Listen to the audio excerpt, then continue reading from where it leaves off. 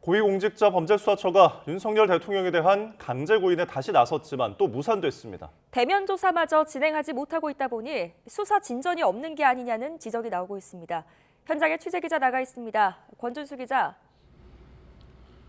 네, 고위공직자 범죄수사처입니다. 네, 어제 저녁에도 공수처가 조사를 하지 못했죠? 그렇습니다. 공수처는 어제 저녁 서울구치소를 방문해 다시 한번 윤 대통령을 조사하려 했지만 이번에도 진행하지 못했습니다. 앞서 이틀 전에도 공수처가 구치소에 구금된 윤 대통령에 대한 강제 구인을 시도했지만 불발됐는데요.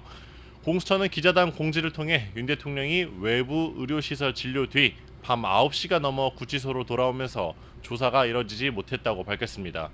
인권보호 규정에 따라 피의자 동의 없이는 밤 9시 이후 심야 조사 자체가 불가능한데요.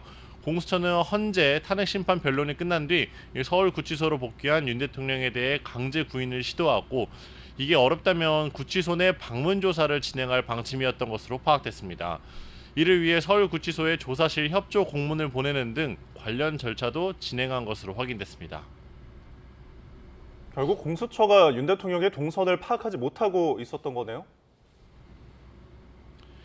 네, 예상치 못한 윤 대통령의 병원 방문으로 조사가 전혀 이뤄지지 못했는데 이 동선조차 파악하지 못하고 있었다는 지적이 나옵니다.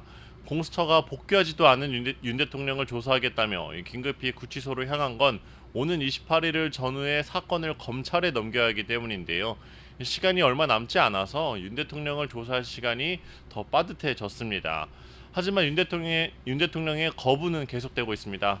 윤 대통령은 지난 15일 체포된 뒤 이틀 동안 공수처 출석 요구에 모두 불응했고 사흘 전 새벽에 구속된 뒤에도 공수처는 당일 오후 2시와 어제 오전 10시에 출석하라는 두 차례 통보를 했지만 윤 대통령이 모두 거부했습니다.